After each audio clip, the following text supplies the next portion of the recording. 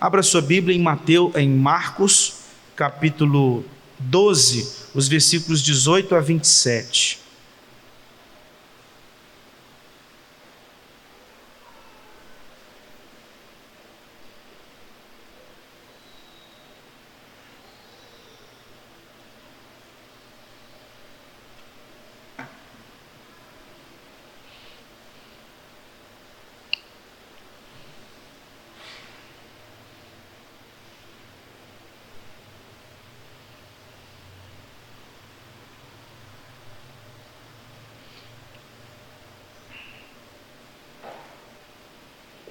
Marcos, capítulo 12, os versículos 18 a 27. Eu farei a leitura, os irmãos estejam acompanhando.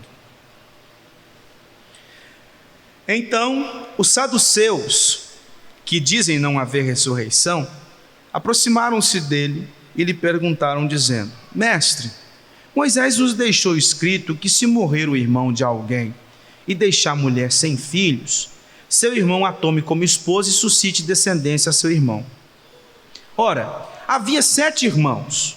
O primeiro casou e morreu sem deixar descendência. O segundo desposou a viúva e morreu também sem deixar descendência. E o terceiro da mesma forma. E assim os 7 não deixaram descendência. Por fim, depois de todos, morreu também a mulher. Na ressurreição, quando eles ressuscitarem, de qual deles será ela esposa? Porque os 7 as desposaram.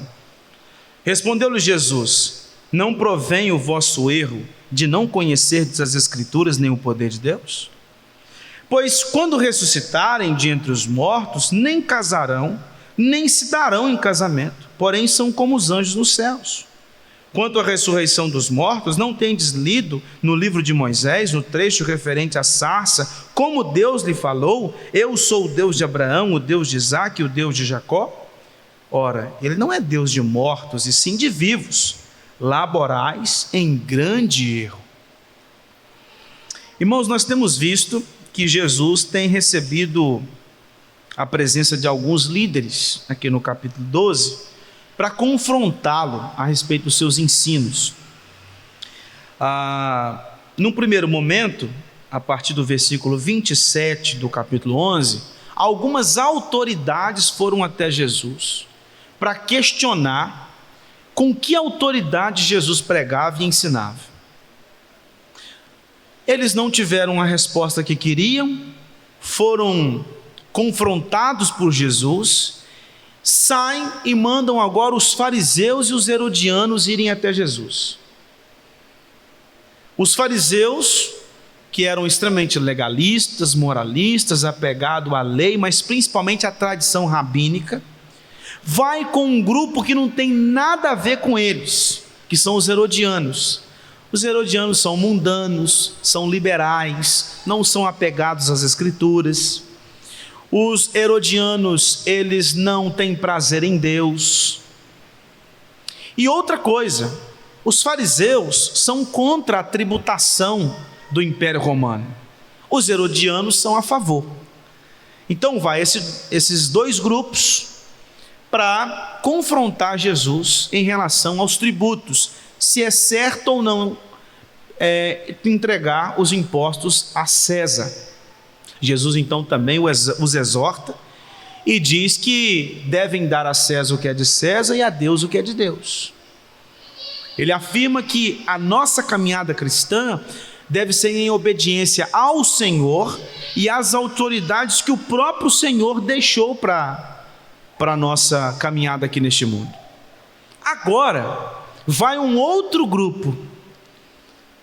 Esse grupo agora também não tem nada a ver com os fariseus, também não tem nada a ver com os herodianos, mas é um dos grupos dos partidos que existiam no judaísmo. O judaísmo era dividido em basicamente 4 partidos. Você tem aquele pessoal que não estava envolvido em nenhum partido, mas os 4 partidos, os 4 grupos dentro do judaísmo eram os fariseus, os saduceus, os essênios e os zelotes. Os fariseus eram o grupo maior, eram o grupo mais envolvido naquele período e que estava mais envolvido no sinédrio. Os saduceus também eram um grupo forte dentro do sinédrio. Os essênios e os zelotes eram dois grupos menores, menos expressivos nesse sentido político da expressão. Só que os saduceus e os fariseus, eles tinham uma grande diferença. Os fariseus acreditavam em anjos, acreditavam nos espíritos e acreditavam na ressurreição dos mortos. Já os saduceus não acreditavam em nada disso.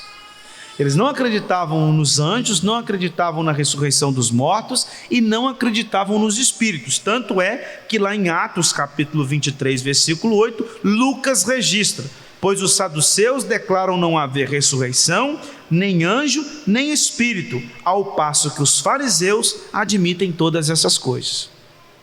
Então está esse outro grupo. Perceba, veio um grupo de liderança confrontar Jesus sobre a autoridade. Saem de lá envergonhados. Aí vem um outro grupo, dividido, herodianos e fariseus, confrontam Jesus quanto à tributação, saem de lá também envergonhados, não conseguem pegar Jesus. Agora vem um outro grupo, os saduceus. E qual que é a pergunta dos saduceus? Ressurreição. Então esse texto, ele não tem necessariamente a ver com casamento. É um texto que tem a ver com ressurreição dos mortos. O que eles estão fazendo aqui é se utilizando de uma pergunta que era frequente nos debates entre saduceus e fariseus. Quando eles criavam esses debates a respeito da ressurreição dos mortos, sempre o saduceu chegava nesse ponto. Mas e na ressurreição? Se o cara casou 2 vezes, 3 vezes, 4 vezes, ele vai ser marido de qual mulher agora? Aí os fariseus não sabiam responder. Aí eles, entre aspas, ganhavam a briga, né? E agora eles estão fazendo isso. Eles chegam para Jesus e falam assim: nós vamos pegar ele agora. Os fariseus não conseguem responder essa pergunta, ele também não vai conseguir. E a gente vai enrolar ele, vai pegar ele, e ele não vai ter palavras para nos confrontar. E vai ser um motivo pelo qual a gente vai persegui-lo, ou a gente vai desacreditá-lo perante a multidão. E eles vão lá para Jesus, e o que Jesus faz? Confronta-os. Jesus mostra para eles que o fundamento da pergunta estava errado. Jesus fala assim: é interessante essa pergunta, mas o pressuposto por trás dela está errado. Então é uma pergunta inútil, fútil. Jesus confronta eles mais uma vez e ensina que para nós, que no discipulado, a gente vive esse percurso até a nossa morte, mas o discipulado vive aqui com os olhos lá. No discipulado, a gente vive o agora com os olhos na eternidade com Cristo, sem descartar que um dia nós seremos ressuscitados dentre os mortos e viveremos pelos séculos dos séculos com o Senhor. A gente não pode pensar numa vida só para aqui, porque os saduceus acreditavam assim: a vida é aqui, nasceu, viveu, morreu, acabou. Inclusive, nós lemos aqui na liturgia, 1 Coríntios capítulo 15, que a doutrina dos saduceus estava influenciando a interpretação dos coríntios em relação à ressurreição. Por isso que Paulo escreve o capítulo 15: se os mortos não ressuscitam, Cristo não ressuscitou. E se Cristo não ressuscitou, é vã a vossa fé. Então nós veremos aqui nesse texto que o discipulado aponta para a eternidade. Então vamos avaliar aqui o texto. Então os saduceus, que dizem não haver ressurreição, aproximaram-se dele e lhe perguntaram dizendo: mestre, Moisés nos deixou escrito que se morrer o irmão de alguém e deixar mulher sem filhos, seu irmão a tome como esposa e suscite descendência a seu irmão. O versículo 19, essa fala deles em relação a Moisés, está fundamentada em Deuteronômio capítulo 25, onde lá no texto, os versículos 5 e 6, Moisés escreve a respeito da lei do levirato. E lá está escrito assim, ó: se irmãos morarem juntos e um deles morrer sem filhos, então a mulher do que morreu não se casará com outro estranho, fora da família. Seu cunhado a tomará e a receberá por mulher, e exercerá para com ela a obrigação de cunhado. O primogênito que ela lhe der será sucessor do nome do seu irmão falecido, para que o nome deste não se apague em Israel. Qual o fundamento dessa lei? É para que as posses conquistadas por aquele homem que morreu não ficassem nas mãos de gente de fora. Porque se ele não deixa descendente, se casa com... se aquele homem ele morre sem deixar descendente, e essa mulher casa com alguém de fora da família, quem está chegando agora e tem um filho com ela, o filho com ela vai ter direito às posses conquistadas no casamento anterior. A gente vê isso hoje, por exemplo, quando no caso de viúvos, eu fui lá no cartório para poder ver exatamente isso. Você tem que fazer o chamado inventário. Você tem que fazer um inventário, porque do casamento anterior, se tem filhos, é necessário fazer um inventário, porque se houve uma construção no casamento anterior, posses adquiridas no casamento anterior, os filhos daquele casamento anterior têm que ser resguardados. Então essa lei era nesse sentido, era resguardar as posses que foram conquistadas no casamento anterior. Então eles se fundamentam nisso, que era uma lei daquele período. Só que eles fundamentam nessa lei uma história, que na verdade é uma história, isso aqui possivelmente não é verdade, eles tiraram isso da cabeça deles, que uma mulher se casa 7 vezes com 7 irmãos. Eles querem usar assim, de um argumento no extremo. E aí, qual dos 7 vai ser o marido dela quando ressuscitarem dos mortos? Então a argumentação deles parte daí. E eles têm inclusive a Torá, os 5 primeiros livros da Bíblia, Gênesis, Êxodo, Levítico, Números e Deuteronômios, como a Bíblia mais importante. Os outros livros, os profetas, os históricos, são menos importantes. É mais importante a Torá. Tão é interessante que Jesus, ao confrontá-los, se utiliza da Torá para mostrar que eles estão errados. Ele não vai nos livros históricos e nem nos proféticos. Ele vai na Torá e ele encontra argumentos na própria Torá, que era tão exaltada por eles, para confrontá-los na argumentação. E aí eles dizem aqui que uma mulher se casa 7 vezes, né? Ou seja, o primeiro casou e morreu sem deixar descendência, o segundo desposou a viúva e morreu, também sem deixar descendência, e o terceiro da mesma forma. E assim os 7 não deixaram descendência. Por fim, depois de todos, morreu também a mulher. Na ressurreição, quando eles ressuscitarem, de qual deles será ela a esposa? Porque os 7 desposaram. Se existe ressurreição dos mortos, como o Senhor prega e como os fariseus pregam, quando eles ressuscitarem, ela vai estar casada com quem? Vai ser uma mulher com 7 maridos?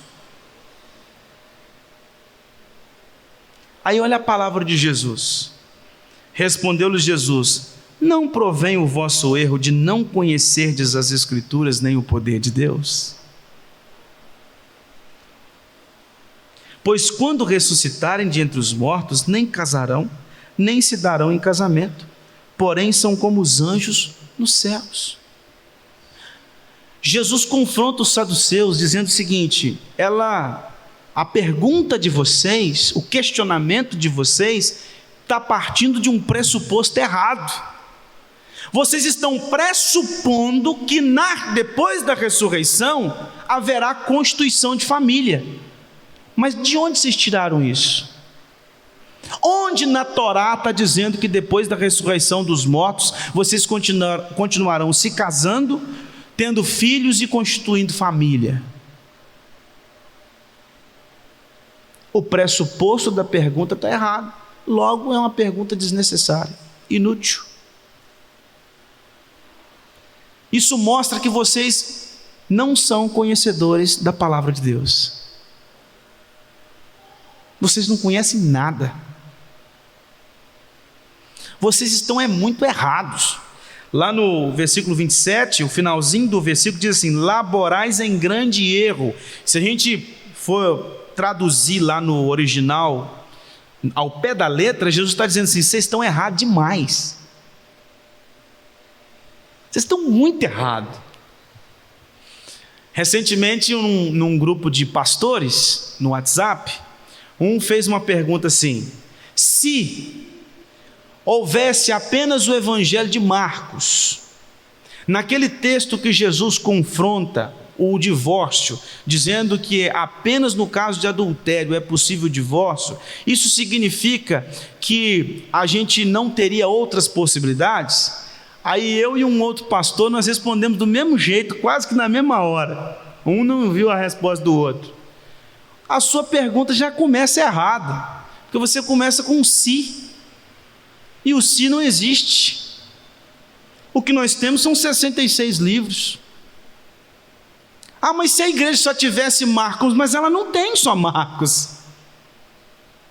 Para que eu vou ficar tentar imaginar um caso em que apenas um livro, a igreja só tem uma carta, a igreja só tem um evangelho, é o único documento que a igreja tem para todas as suas doutrinas, sendo que isso não é uma realidade e nunca vai ser. Isso é um questionamento completamente desnecessário. Então o pressuposto da pergunta dos saduceus estava equivocado, estava errado. E aí, o que Jesus faz? Confronta eles pela ignorância deles, e a sua resposta está dividida em 4 partes. Em primeiro lugar, Jesus mostra por que os saduceus cometeram um erro tão grave. Lá em Hebreus capítulo 11, versículo 17 a 19, diz assim, pela fé, Abraão, quando posto à prova, ofereceu Isaque. Estava mesmo para sacrificar o seu unigênito, aquele que acolheu alegremente as promessas, a quem se tinha dito: em Isaque será chamada a tua descendência, porque considerou que Deus era poderoso até para ressuscitá-lo dentre os mortos, de onde também figuradamente o recobrou. Pela fé igualmente Isaque abençoou a Jacó e a Esaú acerca de coisas que ainda estavam para vir. O próprio Abraão, lá atrás, um dos patriarcas, acreditava que se o filho dele fosse morto naquele sacrifício, Deus era competente para ressuscitá-lo dos mortos.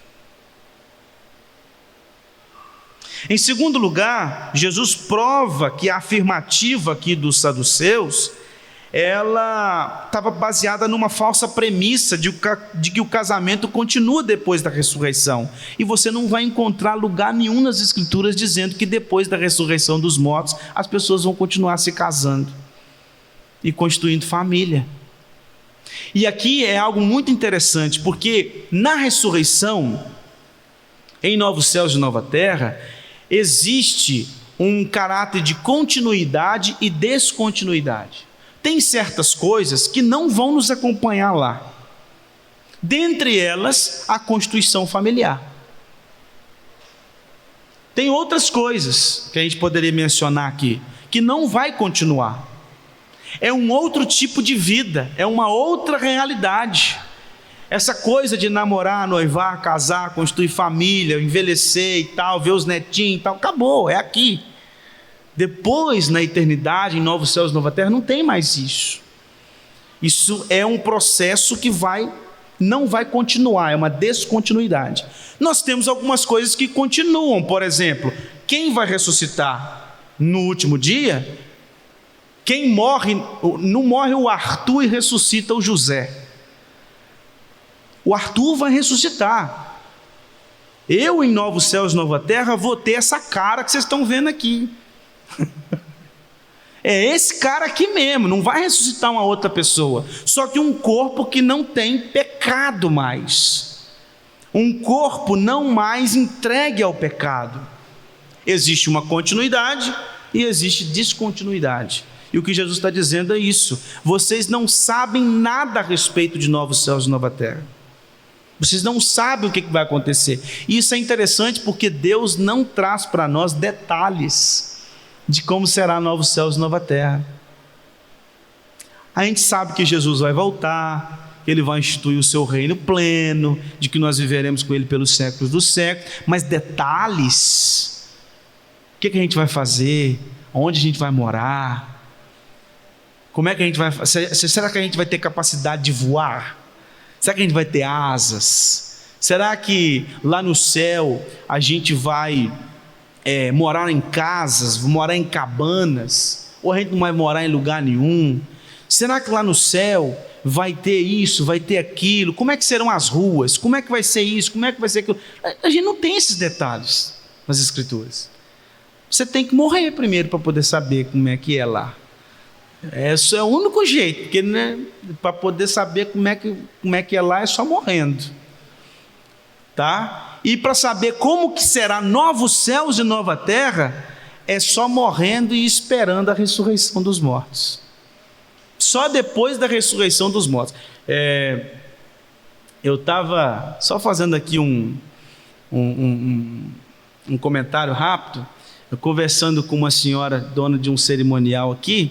E a gente vendo o cerimonial depois que estava pronto, né? Montado. Aí a Débora começou a tirar foto. Aí a mulher falou assim: você pode tirar foto, mas você não divulga. Ela falou assim: sabe por quê? Um tempo desse atrás, uma senhora veio aqui, sogra da mulher, e tirou foto do cerimonial pronto para o casamento. Só que a mulher pegou e colocou aquilo no Instagram e no grupo da família. 1 hora depois, a noiva me liga: você não podia ter feito isso, ela estragou a minha festa, porque os convidados agora vão chegar lá e já vão saber tudo que tem lá, como é que está a ornamentação, estragou a surpresa, porque eu queria que eles chegassem e vissem como é que está o cerimonial. Então fica como aprendizado para a senhora: nunca faça isso, não permita que ninguém divulgue as fotos do casamento dos outros, que eu estou aqui no salão vendo como é que está o cerimonial onde eu vou casar, e eu queria esperar esse momento, a minha família também. Então, ou seja, para você saber como é que vai ser lá, você tem que esperar. Novos céus e nova terra, a gente não tem uma planta pronta de como que vai ser, você vai ter que esperar chegar esse dia. Em terceiro lugar, Jesus prova que a doutrina da ressurreição dos mortos, ela é ensinada nas Escrituras, inclusive no Antigo Testamento. Lá em Salmos 16, versículo 10, diz assim: pois não deixarás a minha alma na morte, nem permitirás que o teu santo veja corrupção. É um texto messiânico, que fala a respeito de Cristo que viria, morreria, seria sepultado, mas ele ressurgiria dos mortos. Está lá no livro de Salmos. Lá em Daniel, capítulo 12, versículo 2, está escrito: muitos dos que dormem no pó da terra ressuscitarão, uns para a vida eterna e outros para vergonha e horror eterno. Isso no Antigo Testamento. Isso não está no Novo Testamento. E eles já tinham o profeta Daniel, eles já tinham os Salmos, eles tinham esse conteúdo. E aqui Jesus então vai citar Êxodo capítulo 3, versículo 6, que é aquele episódio da sarça ardente, versículo 28. Quanto à ressurreição dos mortos, não tendes lido no livro de Moisés, no trecho referente à sarça, como Deus lhe falou: eu sou o Deus de Abraão, o Deus de Isaque e o Deus de Jacó? E aí Jesus diz: ora, ele não é Deus de mortos, e sim de vivos. Jesus se utiliza do Antigo Testamento e se utiliza da Torá para dizer para eles o seguinte: Abraão, Isaque e Jacó estão vivos. O que morreu foi o corpo. O que está na sepultura é o corpo. Vocês lembram do texto da transfiguração? Quem aparece lá na transfiguração? Moisés e Elias. Homens que já haviam falecido, há muitos anos. E aqui Jesus está dizendo: olha, vocês não acreditam na ressurreição dos mortos? Vocês não acreditam que existem anjos? Vocês não acreditam que existem espíritos? Vocês não acreditam que existe uma continuidade de vida depois da morte? Pois eu tenho para dizer para vocês que lá no episódio da sarça ardente, Deus já disse para Moisés: eu sou o Deus de Abraão, de Isaac e Jacó. E Jesus explica: ele não é Deus de mortos, ele é Deus de vivos. Abraão, Isaac e Jacó estão vivos na presença do Senhor, aguardando a ressurreição dos mortos, aguardando a ressurreição do corpo. Paulo não disse isso? Partir é estar com Cristo, o que é incomparavelmente melhor. E aí, por fim, Jesus então fala para eles: laborais em grande erro, vocês erram demais. O argumento de vocês é muito ruim, porque não está fundamentado em nenhuma verdade das Escrituras. Vocês tiraram isso da cabeça de vocês.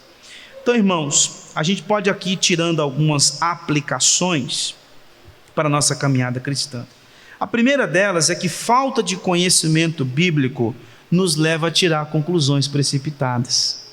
Há muita gente que fala sobre céu, inferno, casamento, a nossa relação com a cultura, sobre o culto, sobre a educação de filhos, sobre política e sobre tantos outros assuntos, fundamentado na sua cabeça,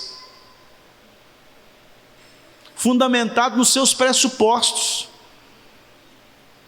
quando deveriam enxergar céu, inferno, casamento, cultura, culto, educação de filhos, política e tantos outros assuntos à luz do que a palavra diz, e fundamentar todas as suas argumentações, conclusões à luz da palavra. Então tome cuidado para você não sair agindo como um saduceu, que não conhece as Escrituras e argumenta e contra-argumenta, fundamentado talvez na filosofia e não nas Escrituras. O fundamento da nossa argumentação e contra-argumentação tem que ser a palavra, porque senão você tira isso da sua cabeça ou da cabeça de outro. E aí você não sabe relacionar a sua vida cristã com o culto, com a educação de filhos, com o casamento. Há muita gente explicando a respeito de vida conjugal, fundamentado naquilo que o nosso século diz sobre vida conjugal, não aquilo que a Escritura fala sobre vida conjugal. Muitos estão debatendo sobre o culto, falando: mas eu não concordo com isso, eu não concordo com aquilo, Você não concorda por quê? Não, eu não concordo porque não cabe na minha cabeça. Se não cabe na sua cabeça, aí é outro problema, aí é problema seu. Não, mas eu não concordo com isso por causa disso, e abre a Bíblia e mostra, aí a gente tem uma argumentação interessante, porque existe um respaldo bíblico, porque eu não posso dizer isso ou aquilo sem respaldo bíblico. Não, porque esse relacionamento assim assado com a cultura, se nós podemos ou não podemos certas coisas, mas fundamentado em que você está dizendo? Na sua cabeça ou nas Escrituras? A Escritura é o fundamento. Outra coisa que nós aprendemos com esse texto é que discutir com insensatos é perda de tempo. Olha o que disse o provérbio, o sábio no provérbio 29, versículo 9: se o homem sábio discute com o insensato, quer este se encolerize, quer se ria, não haverá fim. Você tem que se lembrar que os insensatos sempre vão nos colocar em situações difíceis para rir da nossa fé. Eles trazem perguntas que nem eles têm resposta, mas para nos colocar em situações difíceis e achar graça da nossa religião, da nossa caminhada cristã. Então, às vezes, é importante que você saia disso. Eu me lembro que quando nós fizemos aquela clínica de evangelização lá na sede, uma das perguntas que foram feitas ali foi se, quando você está num processo, na evangelização que foi ensinada ali, que é aquela rápida, de só entregar o panfleto e orar para a pessoa, se a pessoa começar a entrar em argumentos, e ela for uma pessoa inteligente, por exemplo, e começar a argumentar e contra-argumentar, o pastor deu uma palavra muito sábia: você sai fora. Isso aí a gente conversa numa outra ocasião, porque meu propósito aqui é outro. Eu só quero entregar um panfleto e orar com você. Você quer que eu ore? Não, não quero que você ore. E eu também não quero esse panfleto. Então tudo bem, vai com Deus, Deus te abençoe, vai embora. Você sai, porque se você fica ali e você não tem argumento, você vai ser enrolado. Não importa o que você fala, ele não vai querer, porque eu já passei por isso. Numa discussão, numa programação de família, caí na besteira de debater batismo infantil com quem nem crente é. Quem passou pela igreja, hoje não tem compromisso com o Senhor, e eu caí na besteira de ficar por um tempo grande debatendo se batismo infantil é bíblico ou não é, com gente que não crê. Então não importa o que eu falasse ali, não ia resolver em nada. Não iria resolver em nada. Eu conheci um rapaz que foi presbiteriano no período da infância, hoje não vai em lugar nenhum, mas ele faz parte de um grupo de debate na internet entre calvinismo e arminianismo. E ele vai lá debater. E aí um dia ele estava falando comigo, não sei o que e tal, porque eu fui lá e falei isso, porque eu contra-argumentei e tal, e eu fui olhando aquilo assim, eu falei assim: não vou entrar nessa de novo. Eu já caí nisso uma vez, eu não vou entrar. Porque ele não é cristão. Ele só está debatendo pelo debate. É o debate pelo debate. E às vezes a gente perde tempo assim, e às vezes acaba criando inimizade por causa disso. O debate pelo debate. Jesus ficou debatendo com esses homens? Não, ele deu um corte neles e pronto. Olha o que disse Paulo em Tito capítulo 3, versículo 9: evita discussões insensatas, genealogias, contendas e debates sobre a lei, porque não têm utilidade, são fúteis.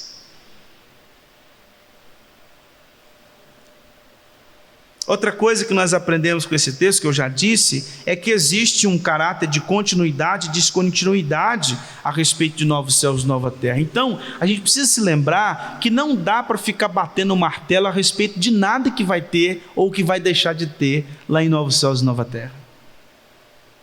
Você não sabe, você não tem revelação para isso. Então, acalma o coração, descansa o coração no Senhor, seja confortado apenas por aquilo que Deus revelou aqui e tão somente. Outra coisa, cuidado para não sustentar uma esperança idólatra por novos céus e nova terra. Muitos crentes acabam desejando mais novos céus e nova terra por outras coisas que não é Cristo. Se o seu anseio pelo céu, se o seu anseio pela eternidade, se o seu anseio por novos céus e nova terra não é Cristo, você está com um desejo idólatra a respeito de uma coisa boa. Porque se para você é mais importante se encontrar com aquela pessoa que faleceu, ela vem primeiro do que Cristo. Se para você é mais importante morar numa casa muito luxuosa, de vários quartos, então você está com um desejo materialista a respeito de novos céus e nova terra. Se para você tem um sonho, você já sonhou, fundamentado naquele texto que você vai andar em ruas de ouro, e você, rapaz, no ouro, o único ouro que eu tenho na minha vida, e um ouro ruim, é uma aliança que eu uso no dedo. Eu vou ter a oportunidade de andar naquele ouro puro, andando com os meus pezinhos assim, tocando aquele ouro. Você está pensando o quê? Em Jesus? É um desejo materialista. Então cuidado para não olhar para a eternidade com Cristo, tirando Cristo dela. Porque se você tirar Cristo da eternidade, deixou de ser o céu e se tornou numa coisa que você fabricou. Outra coisa que nós tiramos desse texto, fundamentado inclusive lá em 2 Coríntios capítulo 5, versículos de 1 a 5, Paulo diz: sabemos que se a nossa casa terrestre deste tabernáculo se desfizer, temos da parte de Deus um edifício, casa não feita por mãos, eterna nos céus. E por isso neste tabernáculo gememos, aspirando por sermos revestidos da nossa habitação celestial, se todavia formos encontrados vestidos e não nus. Pois na verdade, os que estamos neste tabernáculo gememos angustiados, não por querermos ser despidos, mas revestidos, para que o mortal seja absorvido pela vida. Ora, foi o próprio Deus quem nos preparou para isto, outorgando-nos o penhor do Espírito. Então, irmãos, a gente precisa olhar a morte com outros olhos. Talvez eu poderia perguntar aqui: quantos estão aqui nesta noite têm certeza da vida eterna? Talvez todo mundo levantaria a mão. Mas se eu fizesse a pergunta: você está pronto para morrer agora? Todo mundo abaixaria a mão.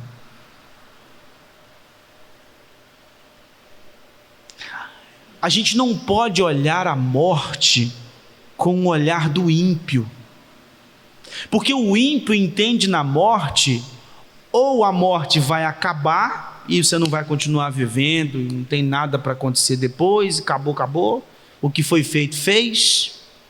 Ou você vai para aquele outro lado: não, mas eu não quero que acabe. Se eu puder viver 90 anos, eu quero viver. Se eu puder viver 120, eu quero viver. Se eu puder viver 150, eu quero viver. 200, eu quero viver. Eu quero continuar aqui. Então, por isso que geralmente nós oramos. Eu não estou aqui necessariamente dizendo que isso está errado, mas geralmente a gente ora por uma pessoa que foi internada com seus 98 anos de idade, para que ela volte. Senhor, tem misericórdia, cura fulano de tal. A pessoa já está com 98 anos. O texto bíblico diz que a gente vai viver até os 70 e 80, e que passar disso é canseira e enfado. Mas a gente quer que ainda que o de 98 volte. Sabe? Porque a gente tem aquela ideia que não pode morrer, vamos tentar até o último segundo. Então, porque às vezes nós estamos fundamentados numa ideia de que a morte é ruim. E olha o que Paulo disse aos Filipenses: eu fico na dúvida se eu quero morrer ou se eu quero viver. Ele não fala isso lá no primeiro capítulo de Filipenses? Eu tenho dúvida se eu quero continuar vivendo ou morrer, porque eu sei que se eu continuar vivendo, eu vou continuar pregando o Evangelho, sendo usado por Cristo para a glória do nome dEle e a evangelização dos povos. Mas ao mesmo tempo, partir é estar com Cristo, o que é incomparavelmente melhor. Então eu fico nessa dúvida: morro ou não morro? Só que às vezes, por falta de conhecimento bíblico e por mais conhecimento secular, a gente tem mais temor da morte do que deveríamos descansar mais nela. Entender que a morte para nós não é fim, entender que a morte para nós não é uma coisa ruim. A morte é estar com Cristo. A morte é se encontrar com o nosso Mestre, é receber o consolo do nosso Mestre. E por fim, para concluir, disse Jesus lá em João capítulo 5, versículo 28 e 29: não vos maravilheis disto, porque vem a hora em que todos que se acham nos túmulos ouvirão a sua voz e sairão, os que tiverem feito bem para a ressurreição da vida, e os que estiverem praticado o mal para a ressurreição do juízo. Existe um tipo de morte que você tem que ficar com medo: se você não é salvo. Aí é melhor que você não consiga dormir. Seria bom que você perdesse sua noite de sono, preocupado. Como está a sua vida diante do Senhor? Você realmente já nasceu de novo? Você é uma nova criatura, você tem Cristo habitando em você, você tem um Espírito que te selou, você viverá pelos séculos. Você pode falar como Paulo: partir é estar com Cristo, que é infinitamente melhor, porque você tem convicção da sua vida eterna. Você tem convicção de que você estará com Ele pelos séculos dos séculos? Você tem convicção que você será ressuscitado no último dia e viverá com Ele pelos séculos dos séculos? Porque se você tem essa convicção, glória a Deus. Descanse e viva neste mundo tudo que você puder viver para a glória de Deus. O que nós lemos lá em 1 Coríntios capítulo 15? Portanto, meus amados, sede firmes e abundantes, porque o trabalho de vocês não é em vão. Sigam firmes enquanto aqui estão, mas saibam que no dia que a morte bater na sua porta, você estará na presença do Eterno. Então a morte não é ruim, porque a morte para nós é estarmos com o nosso Redentor. Mas agora, se você não tem certeza da sua vida eterna, se você ainda não nasceu de novo, se Cristo não é o seu Senhor, a morte para você é um terror, porque partir é ser lançado em tormentos, partir é sofrer uma eternidade debaixo da ira de Deus. Então eu espero que você tenha convicção de como está a sua vida diante do Senhor, para que você não feche os olhos e vá para um lugar onde você só receberá punição por todos os crimes que você cometeu enquanto aqui viveu.